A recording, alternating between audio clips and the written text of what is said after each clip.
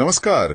आज हम भारत में हाल की कुछ बहुत ही दिलचस्प स्टार्टअप वैल्यूएशन कहानियों पर बात करने वाले हैं। जी। हमारे पास कई अलग अलग पहलू दिखाने वाले स्रोत हैं, मतलब स्मार्ट ग्रोथ से लेकर बड़े मुनाफे तक। हाँ, और ग्लोबल टेक इम्पैक्ट, आईपीओ की रणनीतियाँ। और हाँ, कुछ ऐसी कहानियां भी जिनसे शायद सबक लेना जरूरी है। बिल्कुल। तो हमारा मकसद है कि इन स्रोतों को खंगालें, समझे कि इन बड़े बड़े वैल्यूएशंस के पीछे चल क्या रहा है और ये क्यों मायने रखते हैं। हाँ बिल्कुल। तो चलिए शुरू करते हैं। पहली कहानी जो ध्यान खींचती है वो है किस्सा अपैरल्स की। कोलकाता का ये एथनिक वेयर ब्रांड। हाँ, किस्सा। कमाल ये है कि सोचिए सिर्फ 13 करोड़ की फंडिंग से 100 करोड़ का वैल्यूएशन। ये वाकई प्रभावशाली है। और दिलचस्प बात ये कि वो 40-45 करोड़ से 100 करोड़ के रन रेट तक पहुंच गए। रन रेट यानी मौजूदा बिक्री के हिसाब से साल भर की अनुमानित कमाई। हाँ, अनुमानित कमाई। और वो भी कैश फ्लो पॉजिटिव रहते हुए, मतलब कंपनी के पास खर्चों से ज्यादा नकदी आ रही थी। ये हुई ना बात। कम पैसों में स्मार्ट ग्रोथ का ये एक क्लासिक उदाहरण है। बिल्कुल। देखिए, उनका मार्केट प्लेस से D2C और फिर फिजिकल रिटेल तक का सफर, वो भी इतने अनुशासन के साथ। हाँ, वित्तीय अनुशासन। जी, वो आज के माहौल में बहुत बड़ी बात है। ये दिखाता है कि टिकाऊ विकास संभव है बिना ज्यादा पैसा जलाए। सही कहा, ये धैर्य और स्मार्ट रणनीति का खेल है। लेकिन क्या ऐसी सधी हुई ग्रोथ हमेशा बड़े पैमाने पर काम करती है? किस्सा के बाद एक बिल्कुल अलग तस्वीर है ग्रो की। हाँ, ग्रो का मामला तो एकदम अलग है। रफ्तार और मुनाफा दोनों एक साथ। एक वेल्थ टेक ऐप FY25 में 1819 करोड़ रुपए का नेट प्रॉफिट। पिछले साल से 3 गुना ज्यादा। 3 गुना। और रेवेन्यू 4056 करोड़, ऊपर से $200 मिलियन की फंडिंग से वैल्यूएशन $7 बिलियन। ये तो फिनटेक की दुनिया में जो आम कहानी सुनते हैं उससे बिल्कुल अलग है। वो विकास पहले मुनाफा बाद में वाली बात। बिल्कुल। ग्रो उस सोच को तोड़ रहा है। ये साबित करता है कि फिनटेक लाभदायक भी हो सकता है और तेजी से बढ़ भी सकता है। तो ये सिर्फ एक अच्छा साल नहीं था उनके लिए। मुझे लगता है ये उनके बिजनेस मॉडल की बुनियाद की मजबूती दिखाता है। सही प्रोडक्ट मार्केट फिट, ऑपरेशनल कुशलता, ये सब चीजें। भारतीय फिनटेक के लिए तो ये अच्छी खबर है। बहुत सकारात्मक संकेत है। बिल्कुल। अच्छा, भारत में ग्रूज की बात हुई, अब थोड़ा ग्लोबल कनेक्शन देखते हैं। कुछ कंपनियां भारत को ग्लोबल स्टेज पे ले जा रही हैं, या यूं कहें ग्लोबल कंपनियां भारत में बड़ी संभावनाएं देख रही हैं, जैसे कोरोलॉजिक्स। हाँ, कोरोलॉजिक्स। वैसे तो ये इजरायली कंपनी है, डेटा एनालिटिक्स प्लेटफॉर्म। हाँ। लेकिन उनके लिए चीन और भारत ये बहुत बड़े प्रमुख बाजार बन गए हैं। अच्छा।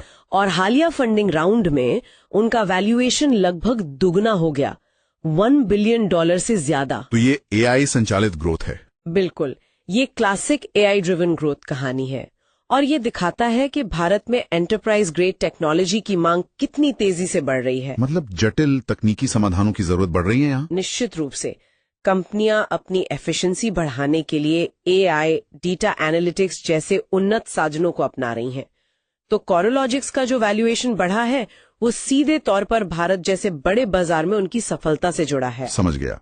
ग्लोबल टेक के लिए भारत का महत्व बढ़ रहा है। बिल्कुल बिल्कुल। चलिए ग्लोबल कहानी से वापस भारतीय बाजार पर आते हैं।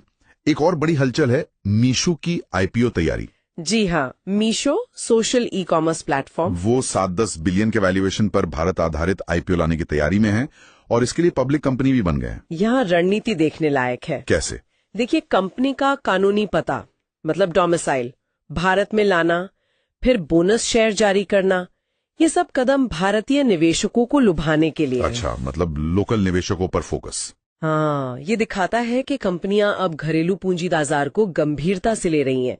लेकिन असली परीक्षा तो तब होगी जब IPO बाजार में आएगा। हाँ, बाजार उसे कैसे लेता है। बिल्कुल, खासकर मौजूदा माहौल में ये देखना अहम होगा। सही बात है।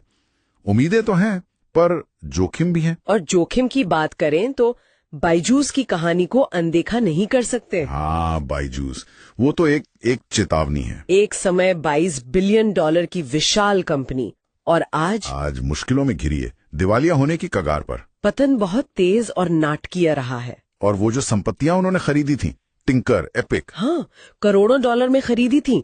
टिंकर करीब 200 मिलियन, एपिक 500 मिलियन में। और उन्हें बेचा कितने में? टिंकर सिर्फ 2.2 मिलियन और एपिक 95 मिलियन में। ओह, इतना बड़ा अंतर। इसके पीछे क्या वजह रही है? सिर्फ बाजार? नहीं, सिर्फ बाजार नहीं। ये एक कठोर याद दिलाता है कि ऊंचा वैल्यूएशन टिकाऊपन की गारंटी नहीं है। खासकर अगर कंपनी पर भारी कर्ज हो, कॉर्पोरेट गवर्नेंस में खामियां हों। मतलब कंपनी चलाने के तौर तरीकों में। जी, आक्रामक विस्तार, बहुत महंगे अधिग्रहण और अंदरूनी नियंत्रण की कमी, इन सब ने मिलकर ये स्थिति पैदा की। ये दिखाता है कि बुनियादी बातों को नजरअंदाज करना कितना खतरनाक है। बुनियादी बातें जैसे कि मुनाफा, कैश फ्लो, पारदर्शी प्रबंधन, वैल्यूएशन के पीछे ये चीजें होनी चाहिए। बिल्कुल। तो इन अलग अलग कहानियों से किस्सा की सधी चाल, ग्रो का मुनाफे वाला रॉकेट, कोरोलॉजिक्स का ग्लोबल कनेक्शन, मीशो के आईपीओ रणनीति और बायजूस का सबक, हम क्या मुख्य बातें समझ सकते हैं? देखिए, कुछ चीजें साफ उभर कर आती हैं।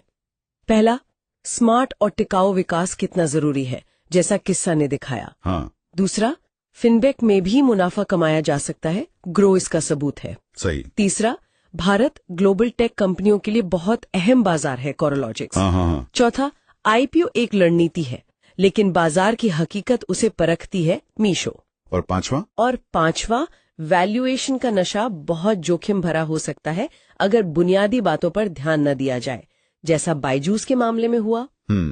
ये सभी पहलू स्टार्टअप जगत की जटिलता दिखाते हैं। तो साफ है, ये स्टार्टअप वैल्यूएशन सिर्फ नंबरों का खेल नहीं है। बिल्कुल नहीं। इसमें रणनीति है, जोखिम प्रबंधन है, बाजार की समझ है और सही फैसले लेने की कला। हाँ, हर कहानी अपने आप में एक केस स्टडी है। और ये हमें एक बड़े सवाल पर सोचने के लिए छोड़ जाता है ना। कौन सा सवाल? खासकर बायजूस जैसी कहानियों के बाद, कि भविष्य में निवेशक किस चीज को ज्यादा महत्व देंगे, सिर्फ तेज विकास को या फिर मुनाफे के साथ टिके रहने की क्षमता को? हाँ, क्या टिकाऊपन मतलब सस्टेनेबिलिटी ही अब निवेश का सबसे बड़ा पैमाना बन जाएगा? ये वाकई एक सोचने वाली बात है।